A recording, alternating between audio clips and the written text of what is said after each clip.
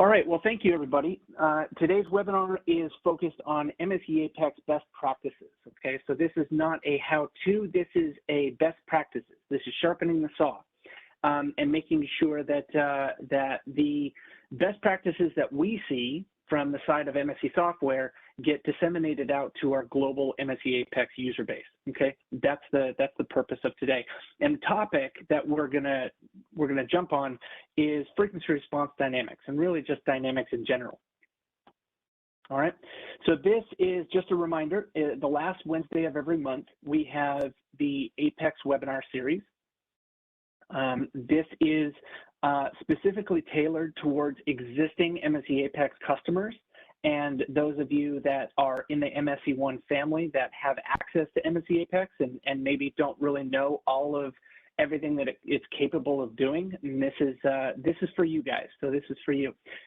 Today's is the best practices focused on frequency response dynamics, and this is the 9th of our monthly webinar series that we've had. We've had a very successful webinar series. It seems like every single month we get a flood of new people that found out about the webinar series that have signed up. So welcome. If today's webinar is the very first one that you are attending, don't fret, don't be frustrated or sad. We have recorded all of them and they are on our website and on our YouTube page. At the end of this presentation, I'll also give everybody my email address. If you don't already have it, my name is James Pura, and I can point you directly to them if you need me to. We've got one left, and then we'll cap off the rest of the year, which we are going to talk about interoperability series focused on nonlinear solutions. Now, just a reminder, this is not a Mark Apex for Mark user. This is not an Apex for Nastran users. This is Apex for nonlinear solutions users. So we're going to be focused on Nastran, we're going to focus on Mark, we're even going to talk about going from Apex to Abacus for that. So keep an eye out for that, and then we will cap off our highly successful webinar series for this year.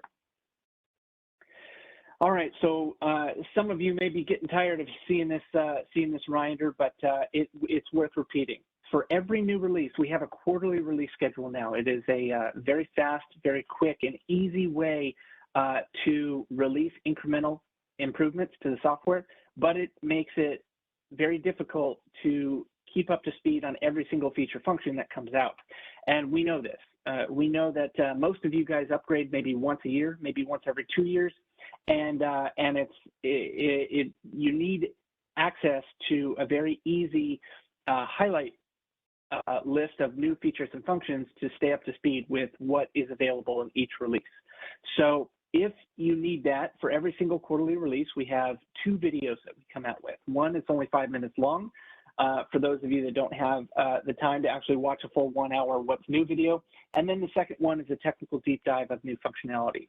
Now, for those of you that are looking for the .2 release, What's New video and the highlight reel, that has not been released yet. We're still working on it. We're finishing up our free body diagram tool demo, which we're putting the finishing touches on, and we'll impress all of you here very soon. But we are in beta for .3, and then the GA is coming out right around the corner. So keep an eye out for that. Who is speaking to you right now? Who is this voice that you're hearing in your head? Well, my name is James Pura. I'm the one on the right here, and I am a member of the MSC Apex team. I'm part of the global product marketing team, and Mitch Muncy is our senior product manager. So if anything goes wrong with Apex or today's webinar, you get to complain to him. No, I'm just kidding.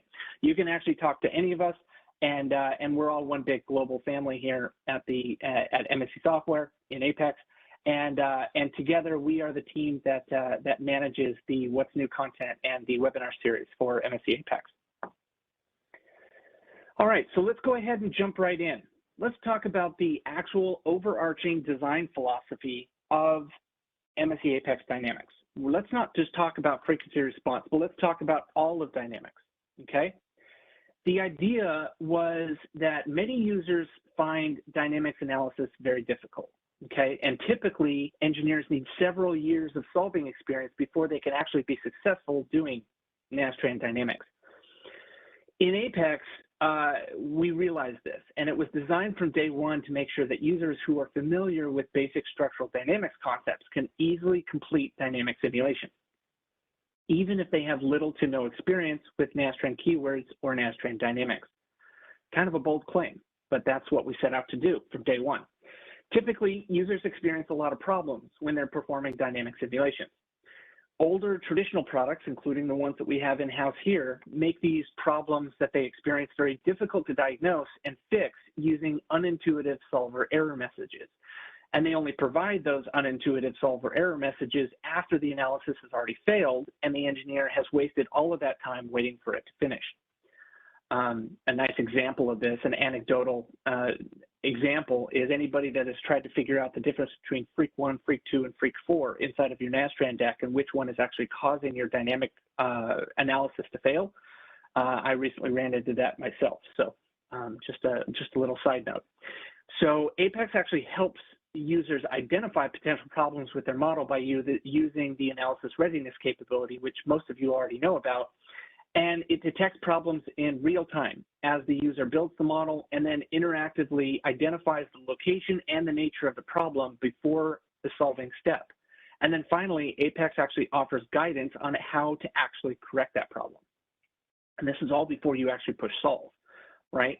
So by rapidly finding and fixing these modeling and simulation problems, users are able to generate high quality results and make assessments of proposed designs in a much shorter time frame than in other tools. At least that's the concept, that's the philosophy. Now, when it comes to conceptual design, Apex helps speed this process up even faster.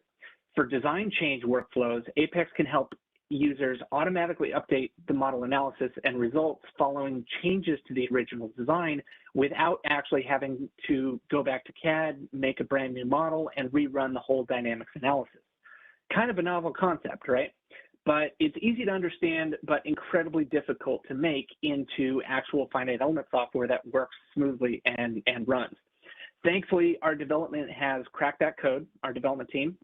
They're A+ team, and they have cracked that code and have delivered it to you today.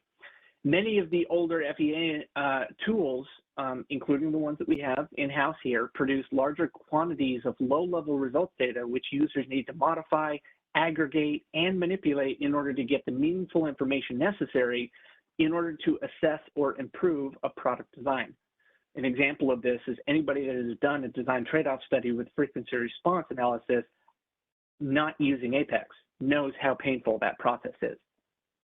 Apex actually fixes this and presents all of this information to the user directly in one window, enabling a rapid assessment of product design under dynamic loading. One more comment about older FEA tools, ours included. To produce accurate dynamic response predictions, these older software packages require users to have many years of experience in both industry and solver techniques. Very few users are able to do this, right? Especially the ones that are right out of college. Apex fixes this problem by directly integrating industry and solver best practices into our user interface, which we think is pretty intuitive and makes it easy to find. Okay, so the 4 pillars, and it's worth repeating, the 4 pillars that go into the design of Apex, every single feature function has to be easy to use, easy to learn, natural, and intuitive. And if it isn't, you guys need to send us an email and file a bug report and we will fix it. Okay, those are the design pillars of MSC Apex. So let's look at some examples of this design philosophy in practice and how it's actually been implemented inside of MSC Apex for Apex Dynamics.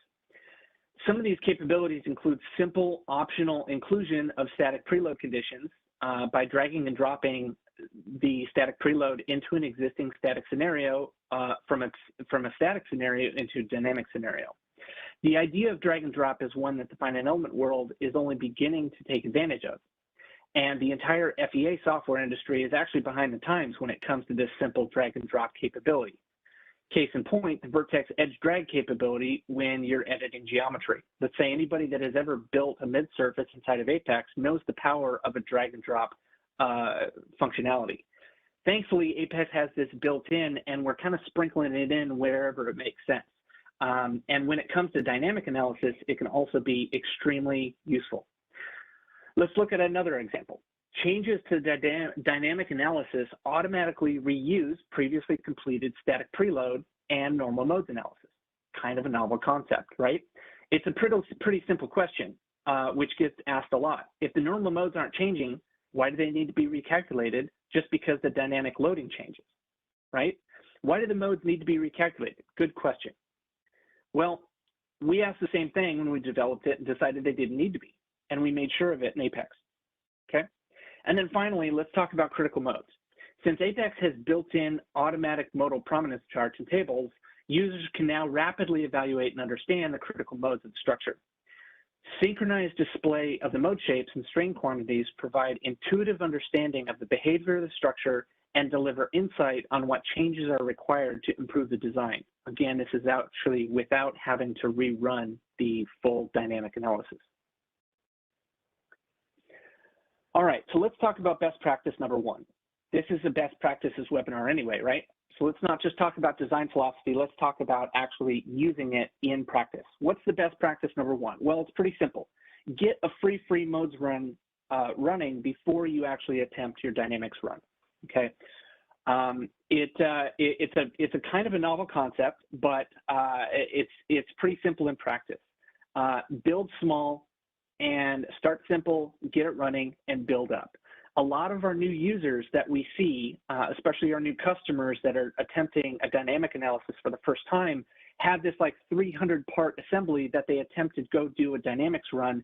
And one of the easiest ways to go awry there is to miss something like one small little connector or a material assignment or a simple property assignment or something like that. And it's important to start small and incrementally build up. Okay, so this is best practice number one. Apex's frequency response dynamics reuses the normal modes analysis. So if you start with the normal modes analysis, you're not wasting any time, okay? But you're buying yourself, basically, you're buying yourself insurance, and you're debugging future issues will be much easier because now you know it's not how you actually built a model, but it's something specifically tailored towards your dynamic analysis, right? If your normal modes run works correctly and you start getting an error after that when you start attempting your dynamic analysis, you know that it's something that is you can tackle pretty easily, okay? It's something to do with how you set up your dynamic analysis, or maybe it's some intricate detail when you're dealing with NASTRAN or something like that, okay? Let's talk about best practice number two. Point sensors are your key to understanding your structure. Now, in real life, basically, these point sensors are the same as, and let me just go ahead and animate this so you guys can actually see this. Point sensors are your key to understanding your structure, okay? Now, one item that you actually need to actually define a frequency response analysis is your point sensor, all right? These are basically locations at which your frequency response are reported, and in real life, it basically means it's the same thing as if you were to put an accelerometer on your part and then put it on the shaker table, okay? So that's the idea behind the design of a point sensor, is we tried to make it this virtual version of an actual sensor that you put on your part when you're actually testing your part, which makes correlation of test data and analysis data much easier, okay? When you're looking at basically the same format of the same data, just one is from simulation and the other one is from test, okay? So that's the idea behind point sensors. Now, you cannot use too many of these things. The only thing to worry about is that you take a small little hit when you add an additional point sensor onto your part, just because it takes a little bit longer to calculate those results for those additional sensors. But the key to understanding how your structure is working when you're doing a frequency response dynamic analysis or any dynamic analysis is by using these point sensors on various points of your structure, okay? Now, let's look at a demo of these point sensors in action. All right, so as I mentioned before, one item you have to define for a frequency response analysis is a point sensor. These are locations at which your frequency response analysis will be reported. So here I'll choose the middle of this panel from this vertical edge and the middle of the top edge, okay? Now, if we go into post-processing, we click the vibration tab, which I'll explain a little bit later, and we can view the frequency response results. There we go. Now I'll see a plot of acceleration versus frequency for a point sensor that I've previously defined. A side note is that a common user error is to forget to create point sensors at a certain location and then say, well, where's my answers? Okay, where's my frequency response analysis at the location? And then we have to tell the user to go back to pre-processing, okay?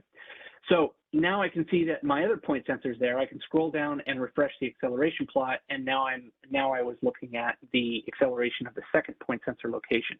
That's issue number 2, and I'm actually gonna play that one more time, okay? And I'm gonna go towards the end here, and I'm gonna show you that you actually have to double click point sensor 1 and double click point sensor 2 in order to switch your data between the two. And the video shows this. You double click point sensor 1, double click point sensor 2, and then you have to refresh the plot by turning it off and then back on, okay? So hopefully in future versions of Apex, we will have that automatically generated, but you have to turn that off and then turn it back on in order to refresh the plot, okay? All right. Best practice number 3, cruising along here.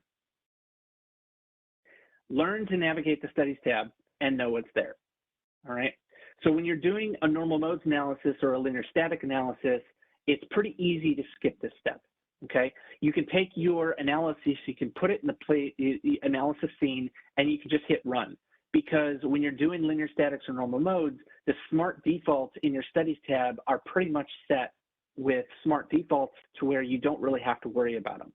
But in a dynamics run, that's very, very different. And you really have to know what all of these steps are inside of your studies tab in order to do a successful linear static or linear dynamics run, okay?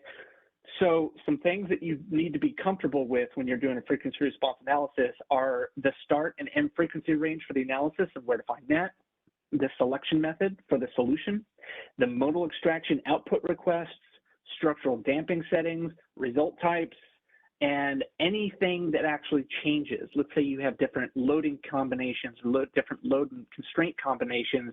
You need to make sure that you understand where everything is inside of your studies tab. And if you don't, talk to your local application engineer or email me or anybody here at MSC Software and we can walk you through it, okay? Let's see that in action. Let's see the studies tab actually in action. And in fact, I am actually going to try and maximize this. 1 second here.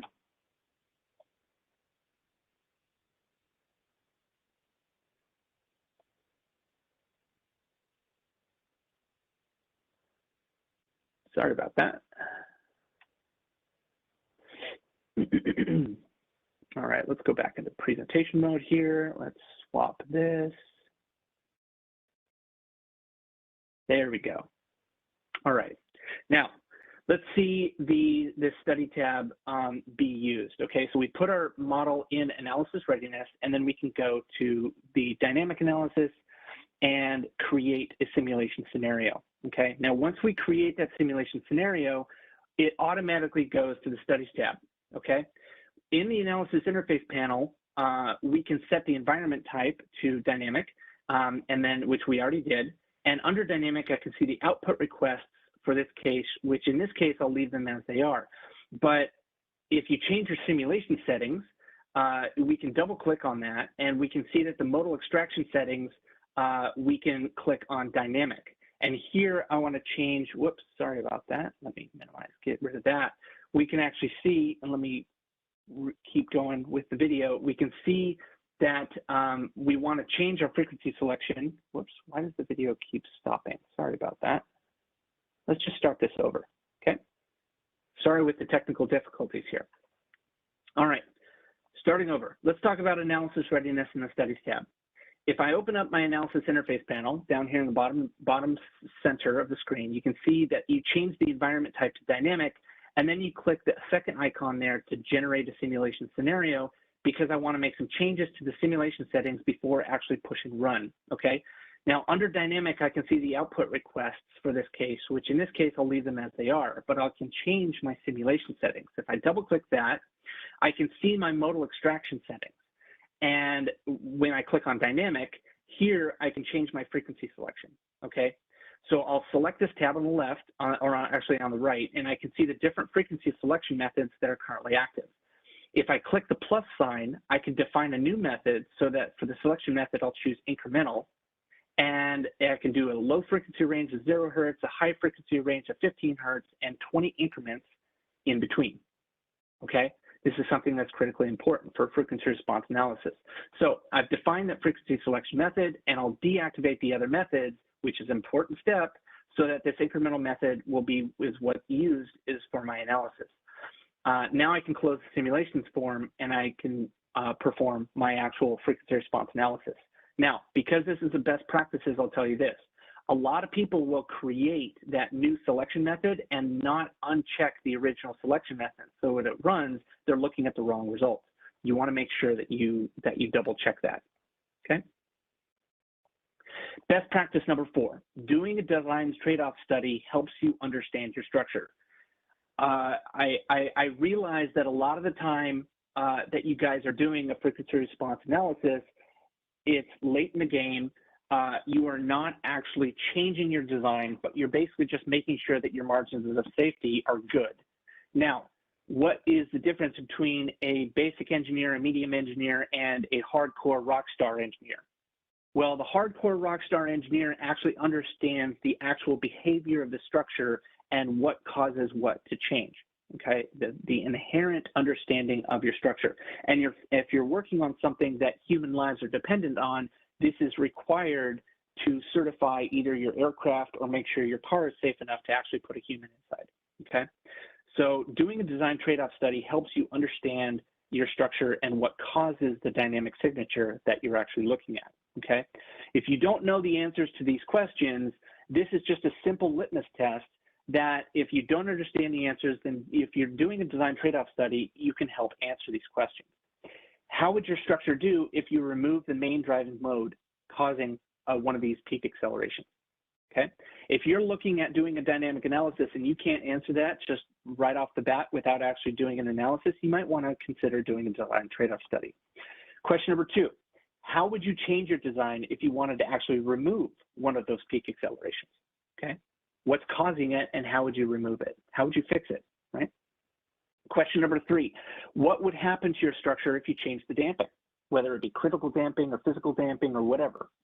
Do you understand it? If not, then you might want to do a design trade-off study.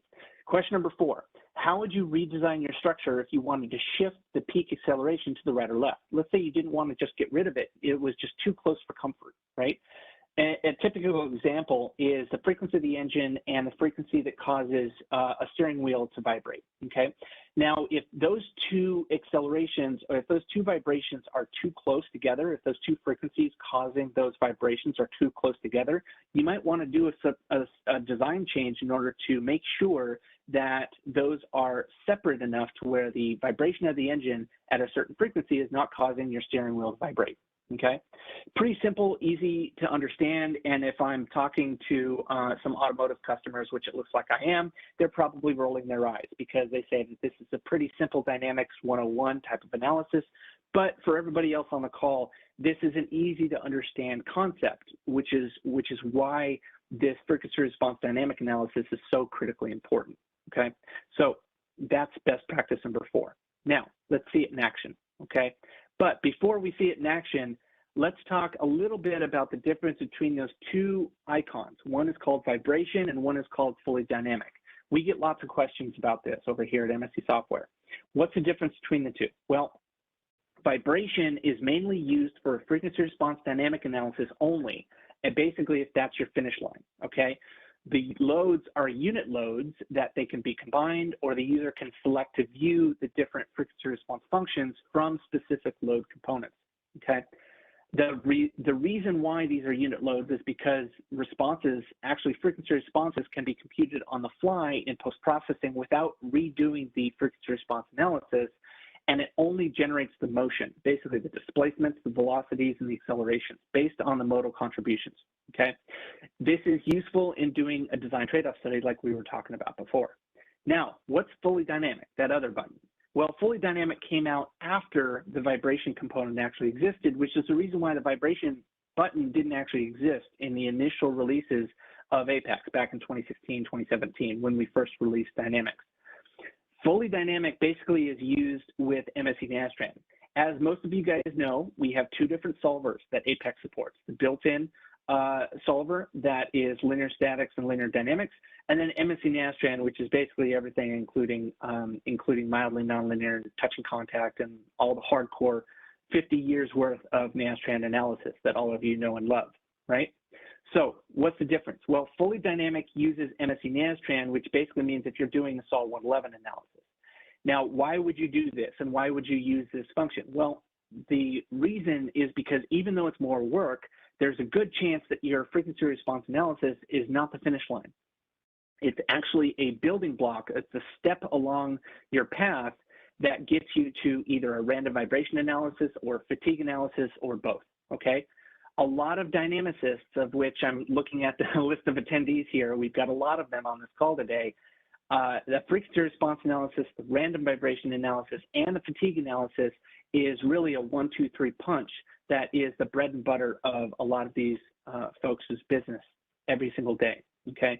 This is the reason why Apex puts so much effort into the design philosophy of dynamics, because getting those 3 answers historically was very difficult, okay?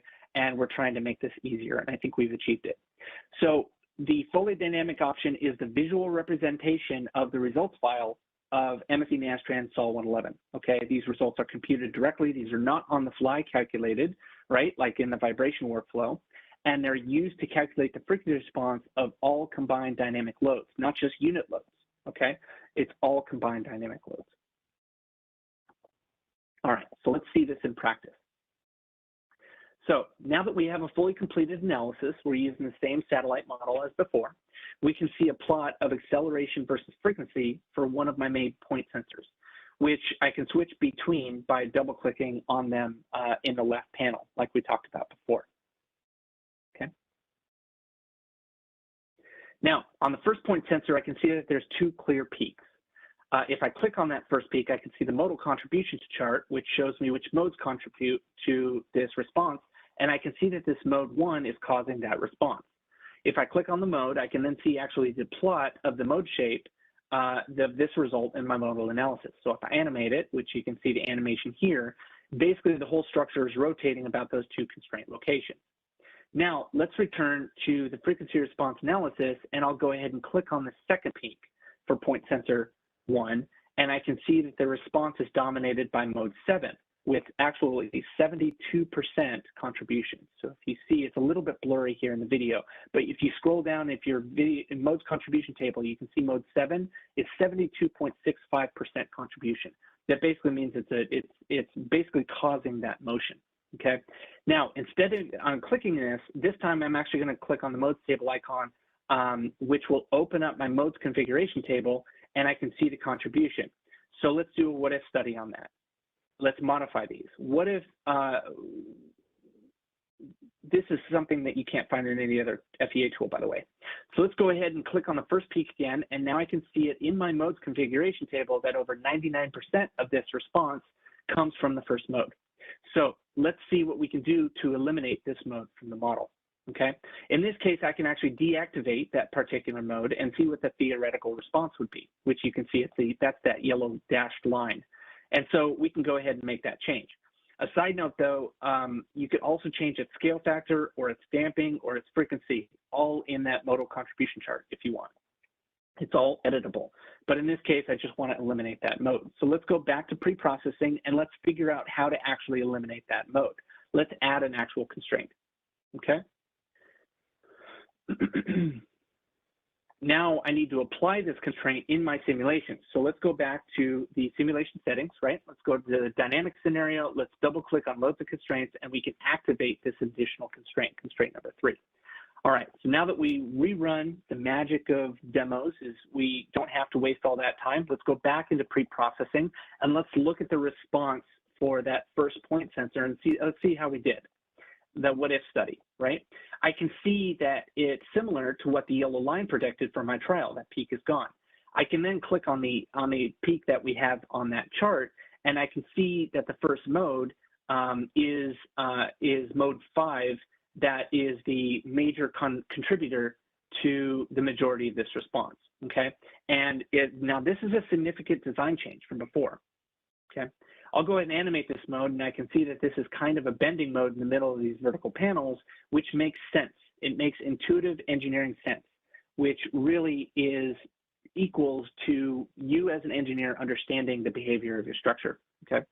Now, if we double-clicked on the dynamic study to return to viewing the frequency response results, we can select another point sensor, and in point sensor 2, which is on the top of the plate, you can see it's a plot of acceleration, and you can see that it has a bit of a peak here, just over 11 hertz, and its significant contributor is mode 3, which again, we can look at, and it just makes sense because it's a deflection of those middle parts, okay?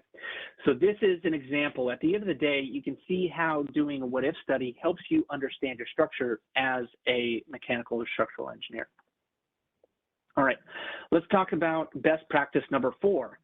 Let's say the frequency response analysis is not your finish line. Let's say the finish line is a random analysis or a fatigue analysis following that frequency response.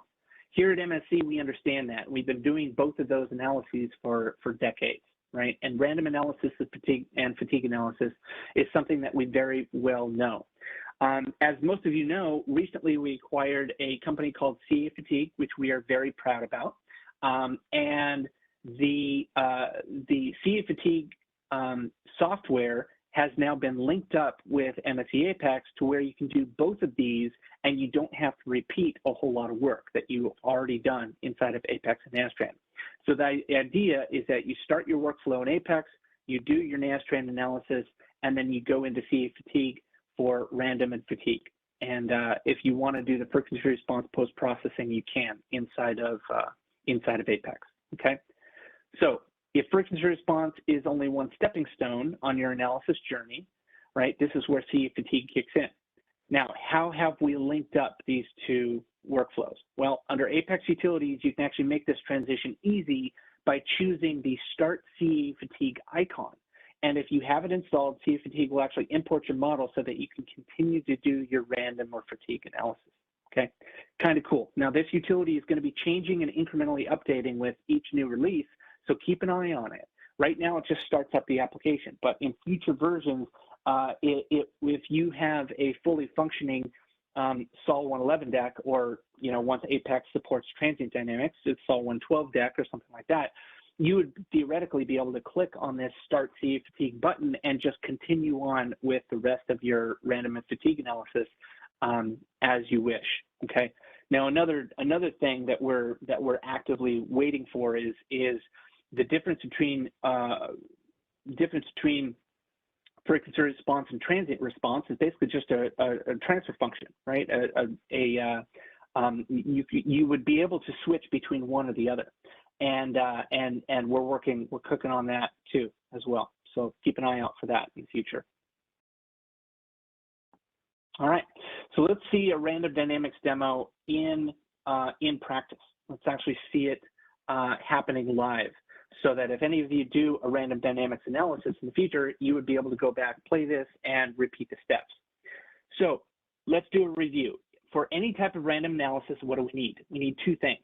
We need the HDF5 results from the Nastran Sol 111 run, and then we have our PSD input loading curve, which in this demo we brought in just from our own database. Don't worry about the PSD loading. It can come from test data, it can come from theoretical simulation data, whatever you want. Now, CA Fatigue has a slightly different GUI than Apex. So in this example, we're going to use the process flow interface, which is a bunch of different boxes that we can just move around and organize as we'd like to. So this template is actually our starting point. First, we're going to do is save this file. Of course, you can save it wherever you want. And then next, let's go to resources, which is where we're going to load up our Nastran HDF5 file, okay? So there it is, and it contains our stresses and our displacement information in that Nastran HDF5 file, and we can see that our model is loaded there. Okay. Now there's that random box, random PSD box right up top in the middle. Okay.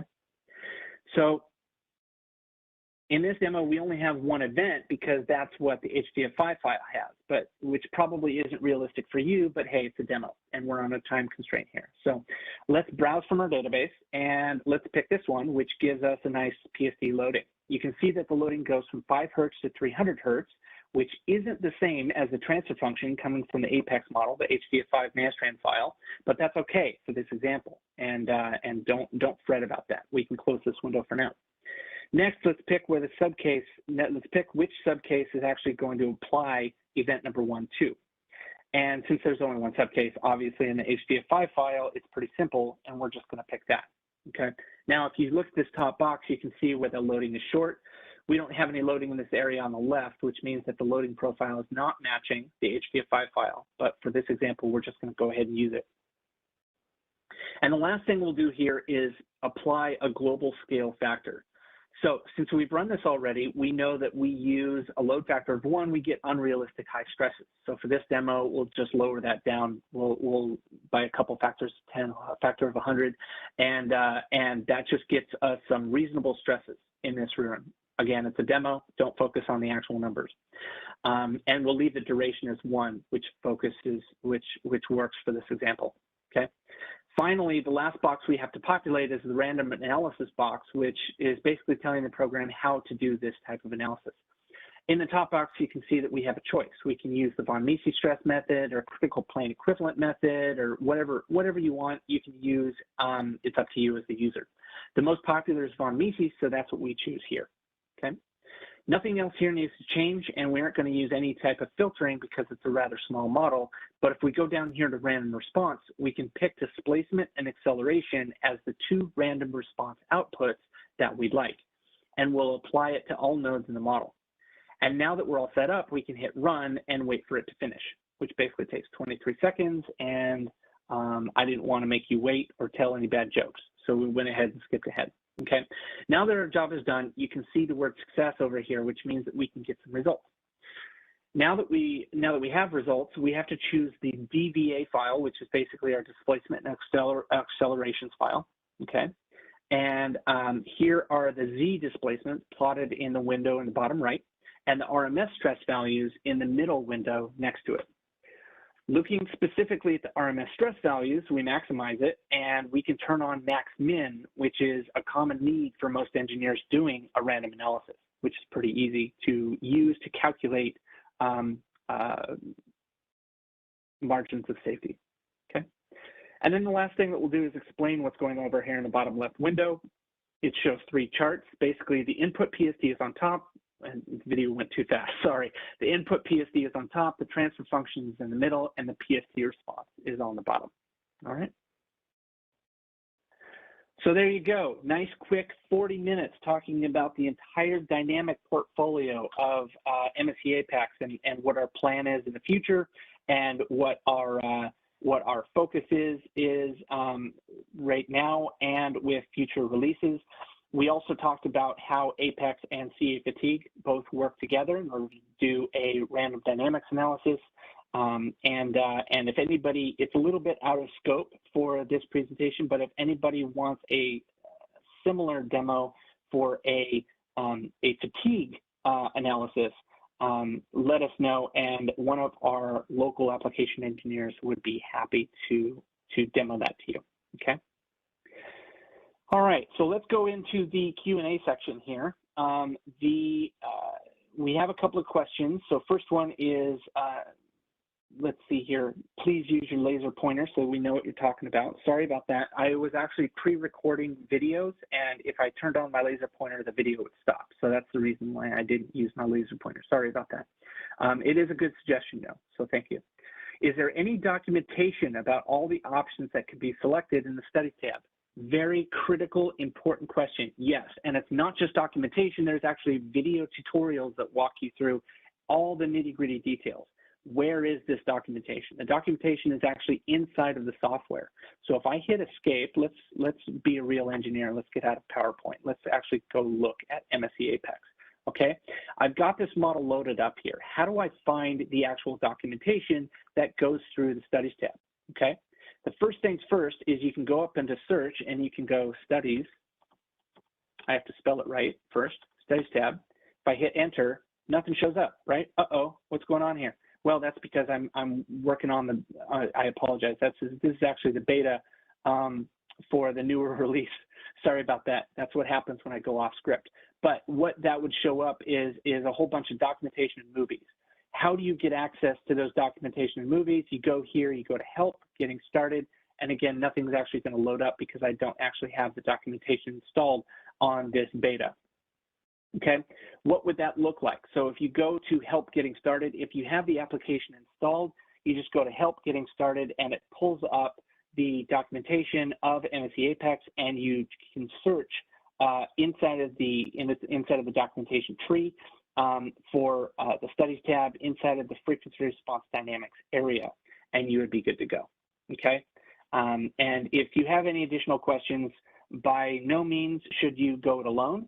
If you find yourself frustrated that you can't find what you're doing, I tell this to every single customer that I talk to. If you find yourself frustrated and you're beating your head against the wall and you're not finding what you're looking for, contact us. It's free.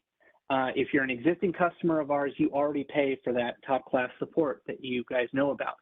Call. There's no shame in picking up the phone, calling 1-800-MSC Software Help, or whatever the phone number is now, or just send us an email, right?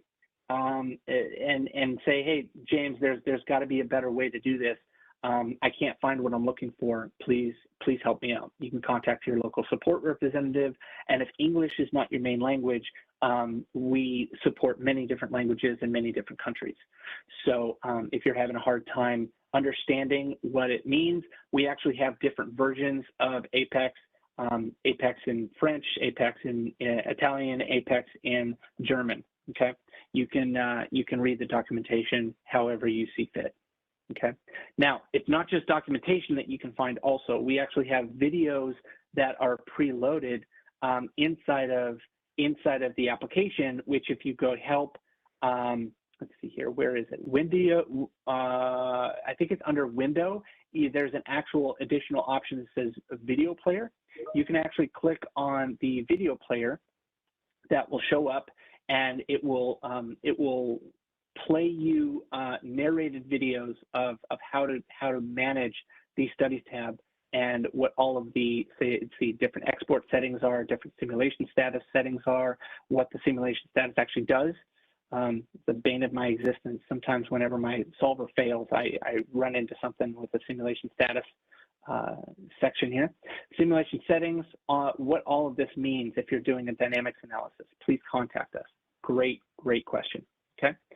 Next question. Hi, can we perform trade studies if Nastran Sol 111 is done by Nastran and not through the internal solver?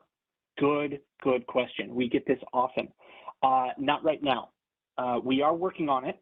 And yes, the plan is to replace the internal solver with MSC Nastran. And a lot of our dynamics engineers that use Apex are saying, whoa, please don't replace that solver until you have a function by function working buttons for that design trade-off studies capability. And that's the reason why we left that internal solver in there for now. Okay, so not yet, but we will in the future. Next question is, can the modal participation be imported from a Sol 103 and not from the internal solver? Yes and no. It depends on how you actually set up your analysis. If you have run Nastran externally and Apex supports all of the things inside of your Nastran model, yes, you should be able to import that. But nothing from the internal solver can be exported and imported into your model, but that's not really what you were asking about. When will Apex have a robust mass measurement tool for all the elements and not just the solid elements? Great question. I feel your pain. I agree with you, and many other of our Apex customers agree with you. I'll give you another example. Where is my center of gravity calculation button inside of Apex, right? Apex has been around for 7-8 years now. How come I don't have a CG calculation button? Patron does. How come Apex doesn't? It's a good question. I know that our development team has that on their to-do list, but they have a to-do list a mile long, and it's all about priorities right now. So the best thing that we can do is commiserate with each other and maybe write some Python scripts to help fix that, okay? Now, I know that inside of Apex Utilities, I'm glad that I'm still sharing my screen because I can walk you through a little bit of the Apex Utilities. Inside of Apex Utilities, you can actually find certain properties. Let's see here. These are the attribution utilities. but there are geometry and FEM utilities, and I don't know whether it's actually loaded here.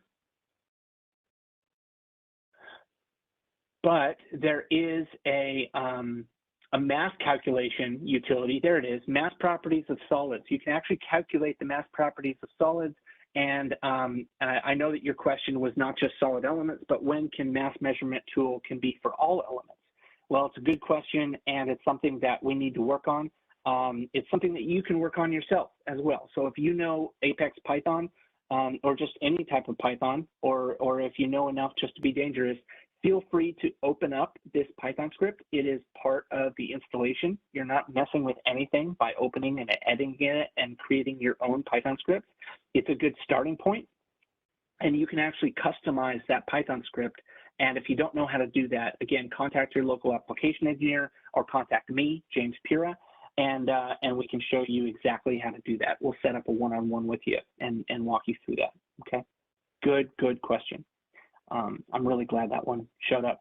I always love commiserating with my co-Apex users on things that are not there in the application yet.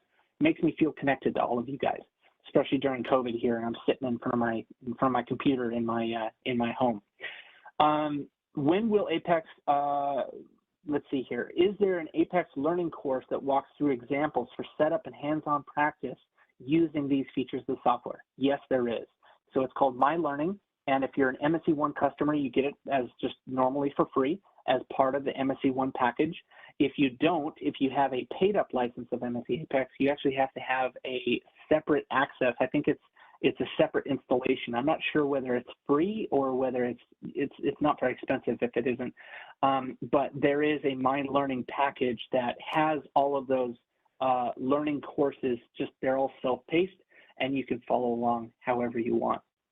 Next question is, can graphs from CA Fatigue be exported to Excel for further work? It's a great question. I actually don't know the answer to that. We have CA Fatigue experts. It's a relatively new tool for us here at MSC Software, so I don't know every nitty-gritty detail of that tool. Send me an email, and I can definitely follow up on it. I actually also have the questions and answers recorded here in this file, so I can actually send you an email after this webinar is over, and I can answer that for you. Last question from one of my good friends here. When can Apex move the RBE center node in the transform tool?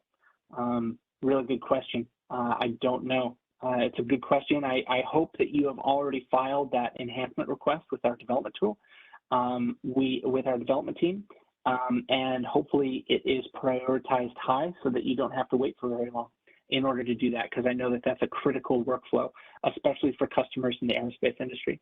So thank you very much for that question. And I think that's a wrap. So with 10 minutes to spare in the rest of the hour, I will let you guys have the rest of that. Thank you very much for joining. And if any of you joined late or did not see this after the fact, please watch our video either on our website or on the YouTube page, okay?